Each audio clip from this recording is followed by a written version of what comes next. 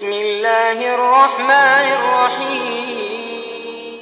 میرے بزرگوں، میں نے خطبے کے اندر جس آیت کی تلاوت کی ہے اس میں اللہ تبارک و تعالی فرما رہے ہیں قُلْ إِنَّ الْمَوْتَ الَّذِي تَفِرُّونَ مِنْهُ، اے نبی آپ لوگوں سے کہہ دیجئے کہ اے لوگوں جس موت سے تم بھاگ رہے ہو اس موت کی حالت یہ ہے فَإِنَّهُ مُلَاقِيكُمْ، وہ تمہیں آ کر رہے گی۔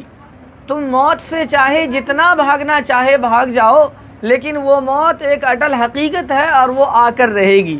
میرے بھائیوں، آپ دنیا کے اندر نظر اٹھا کر دیکھیں، آپ کو ایسے لوگ بھی مل جائیں گے جنہوں نے قرآن کا انکار کیا، قرآن کو نہیں مانا، حدیث کو نہیں مانا۔ ایسے لوگ بھی مل جائیں گے جنہوں نے اللہ کا انکار کیا، ایسے لوگوں کی بھی کمی نہیں جنہوں نے دین کا انکار کیا۔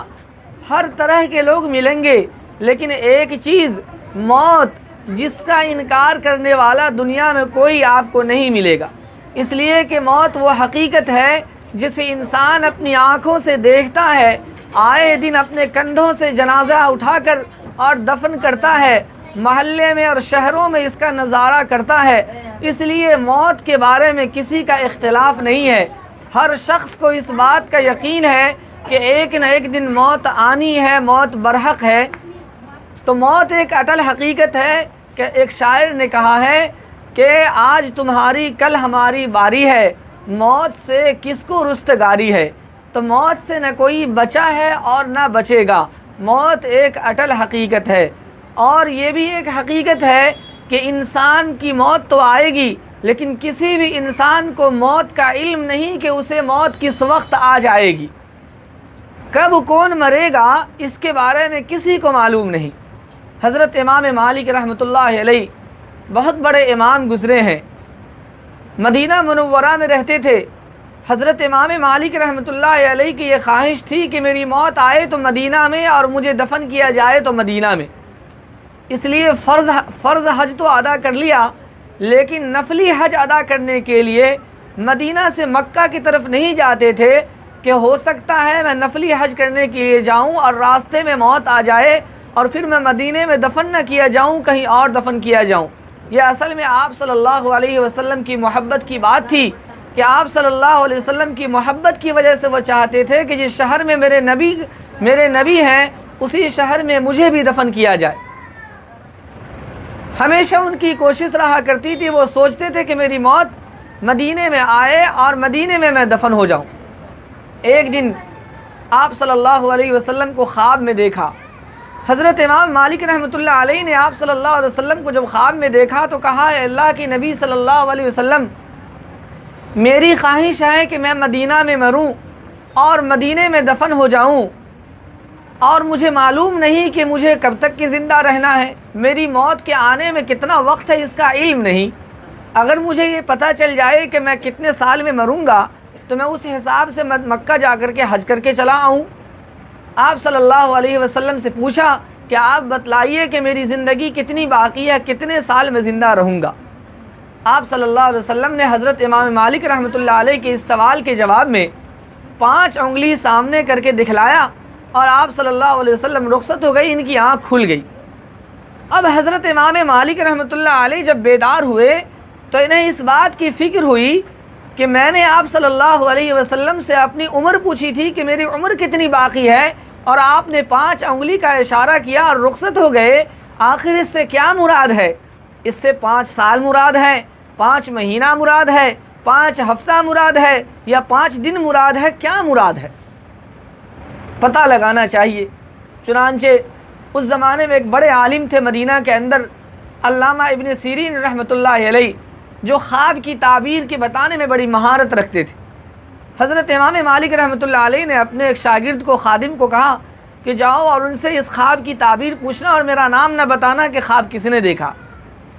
جب ان کے خادم گئے اور حضرت امام مالک رحمۃ اللہ علیہ اور حضرت علامہ ابن سیرین رحمۃ اللہ علیہ سے پوچھا کہ ایک شخص نے یہ خواب دیکھا ہے، اور آپ صلی اللہ علیہ وسلم سے اس نے عمر کے بارے میں پوچھا اور آپ صلی اللہ علیہ وسلم نے 5 انگلی کا اشارہ کیا، اس سے مراد کیا ہے؟ علامہ ابن سیرین رحمۃ اللہ علیہ نے کہا کہ یہ خواب کس نے دیکھا؟ کہا خواب دیکھنے والے نے نام بتانے سے منع کیا۔ کہا یہ خواب کوئی معمولی آدمی نہیں دیکھ سکتا، حتیٰ کہ معمولی پڑھا لکھا بھی نہیں دیکھ سکتا، یہ خواب کوئی بڑا عالم دیکھ سکتا ہے، اور امام مالک رحمۃ اللہ علیہ سے بڑا عالم ابھی اس مدینہ منورہ کے اندر کون ہو سکتا ہے، اس لیے یہ خواب تو امام مالک ہی دیکھ سکتے ہیں۔ اب ان کو بڑی حیرت ہوئی، اور شاگرد نے اور خادم نے سوچا کہ اب نام بتاؤں یا نہ بتاؤں۔ علامہ ابن سیرین رحمۃ اللہ علیہ نے کہا جاؤ اور خواب دیکھنے والے سے اجازت لے کر آؤ۔ چنانچہ خادم آئے اور حضرت امام مالک رحمۃ اللہ علیہ سے ساری بات بیان کی۔ حضرت امام مالک رحمۃ اللہ علیہ نے اجازت دے دی، انہوں نے جا کر کے نام بتا دیا کہ صاحب یہ خواب حضرت امام مالک رحمۃ اللہ علیہ نے دیکھا۔ علامہ ابن سیرین رحمۃ اللہ علیہ نے فرمایا کہ اس خواب کی تعبیر کیا ہے؟ فرمایا کہ نہ تو اس سے مراد 5 سال ہے، نہ 5 مہینہ ہے، نہ 5 دن ہے، نہ 5 ہفتے ہیں، اس سے مراد یہ ہے حضرت امام مالک رحمۃ اللہ علیہ نے اپنی زندگی کے بارے میں پوچھا تھا کہ میری زندگی کتنی باقی ہے، اور آپ صلی اللہ علیہ وسلم نے 5 انگلی کا اشارہ کر کے بتایا، قرآن کریم کی اس آیت کی طرف اشارہ کیا جس آیت میں اللہ نے فرمایا ہے کہ 5 چیزوں کا علم کسی کو نہیں۔ اللہ نے فرمایا ہے ان اللہ عنده علم الساعہ وینزل الغیث ویعلم ما فی الارحام وما تدری نفس ماذا تکسب غدا وما تدری نفس بأی ارض تموت ان اللہ علیم الخبیر۔ فرمایا کہ 5 چیزوں کا علم کسی کو نہیں، قیامت کے بارے میں کسی کو معلوم نہیں کہ قیامت کب آئے گی۔ ان اللہ عنده علم الساعہ وینزل الغیث، اور بارش کے بارے میں اللہ نے کسی کو نہیں بتایا، کوئی نہیں جانتا کہ بارش کب ہوگی، کیسے ہوگی، کہاں پر کتنی ہوگی، اس کے بارے میں کوئی نہیں جانتا۔ آپ حضرات کہیں گے کہ صاحب محکمہ موسمیات کے لوگ جو سائنس کا علم رکھتے ہیں وہ تو بتا دیتے ہیں کہ فلاں جگہ پر بارش ہونے والی ہے اور اتنی بارش ہونے والی ہے، تو میں آپ سے عرض کرتا چلوں کہ یہ جو محکمہ موسمیات کی طرف سے بتایا جاتا، اولاً تو عام طور پر ان کی بات ہمیشہ غلط ہی نکلتی، کبھی کبھار ان کی بات صحیح نکل جاتی ہے، وہ ایک اندازے سے بتاتے ہیں۔ دوسری بات یہ کہ وہ اس وقت بتاتے ہیں جب ہوائیں چلتی ہیں اور بادل لگتے ہیں تو بتاتے ہیں کہ صاحب فلاں مقام پر بارش ہونے والی ہے، اور اللہ کو اس سے پہلے علم ہے کہ بارش کب ہونی ہے اور اس کی ابتدا کیسے ہوگی، کہاں کتنی ہوگی، اس کا علم اللہ کو اس سے پہلے ہو جاتا ہے۔ اس کی مثال ایسے ہی ہے جیسے کوئی آدمی تھرمامیٹر سے بخار کو چیک کرتا ہے، تو بخار اگر جسم میں لگا ہو تو تھرمامیٹر بتاتا ہے کہ اتنا بخار ہے، لیکن بخار ابھی ہے ہی نہیں تو تھرمامیٹر نہیں بتا سکتا کہ اس کو کب بخار آنے والا۔ تو محکمہ موسمیات سائنسداں حضرات جو بتاتے ہیں کہ بارش ہونے والی ہے، وہ تو اس کی علامت کو دیکھ کر بتلا دے، اور اللہ تو اس سے پہلے جانتا ہے۔ بہرحال بارش کے بارے میں وہ ینزل الغیث کوئی نہیں بتا سکتا، اللہ کے علاوہ کسی کو اس کا علم نہیں۔ وَيَعْلَمُ مَا فِي الْأَرْحَامِ، اور فرمایا تیسری چیز یہ ہے کہ ماں کے پیٹ میں کیا ہے، وہ بچہ جو ماں کے پیٹ میں ہے، ابھی بچہ بنا نہیں، بچے میں جان نہیں آئی، روح نہیں آئی، اور ابھی یہ گوشت کا لوتھڑا ہے، اس وقت کوئی نہیں بتا سکتا کہ یہ بچہ لڑکا بنے گا یا لڑکی ہے، یہ جو ماں کے پیٹ میں حمل ہے یہ لڑکا ہے یا لڑکی ہے، جب تک گوشت کا لوتھڑا اس وقت تک کوئی نہیں بتا سکتا۔ اسی طریقے سے وہ بچہ بڑا ہو کر گورا ہوگا، کالا ہوگا، نیک ہوگا، بدبخت ہوگا، کیسا ہوگا، اس کے بارے میں کوئی نہیں جانتا۔ الٹرا ساؤنڈ سے جو لوگ بتاتے ہیں وہ بچہ مکمل ہو گیا تو بتا سکتے ہیں کہ صاحب یہ لڑکا ہے لڑکی ہے، لیکن اللہ کہہ رہے کہ ما فی الارحام، من فی الارحام نہیں، ما فی الارحام، کہ اللہ تعالیٰ اس وقت ہی جانتا ہے جب وہ بچہ گوشت کا لوتھڑا ہوتا ہے، اس کی شکل و صورت نہیں بنتی، اس سے پہلے اللہ کو معلوم ہوتا ہے، بلکہ اس سے بھی پہلے اللہ جانتا ہے کہ یہ لڑکا بنے گا لڑکی بنے گا۔ تو بہرحال وَيُنَزِّلُ الْغَيْثَ وَيَعْلَمُ مَا فِي الْأَرْحَامِ، 3 چیزیں۔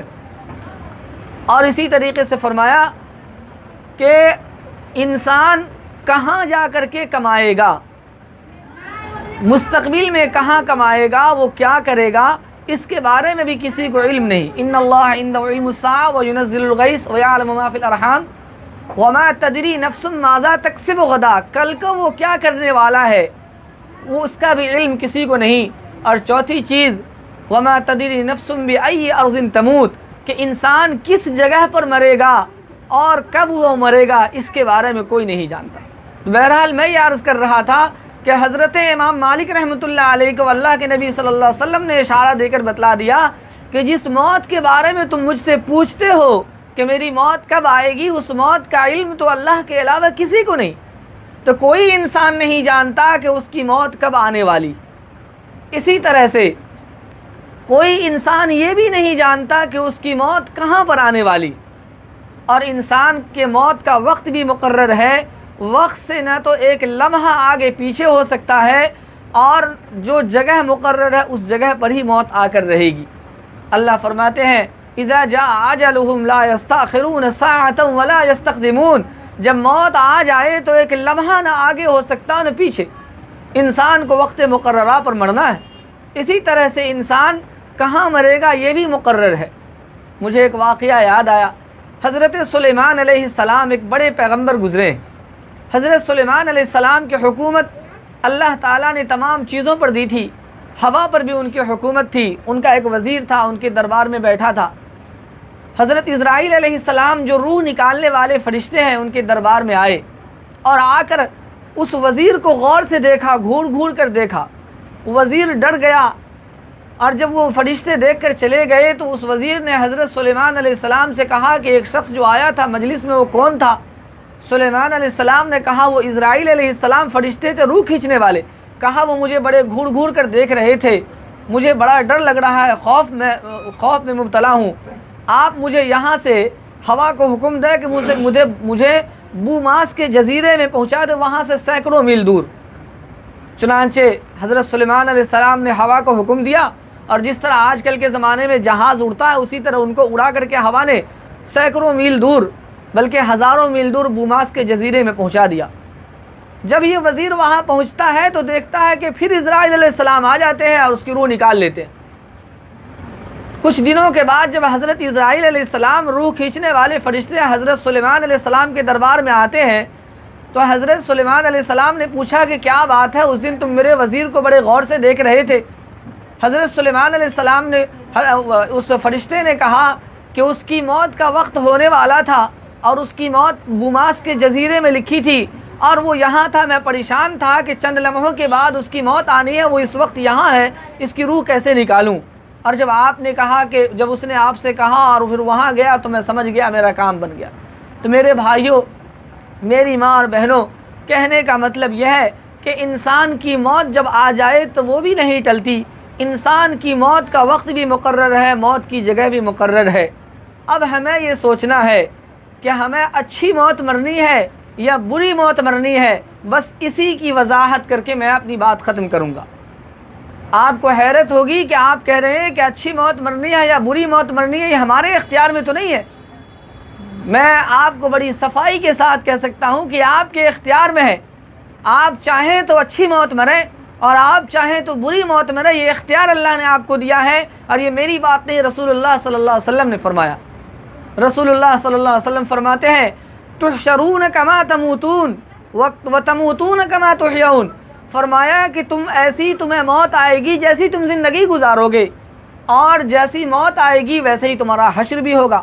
تو انسان کا حشر ویسا ہوگا جیسی موت آئے گی، اور موت ویسی آئے گی جیسی وہ زندگی گزارے گا۔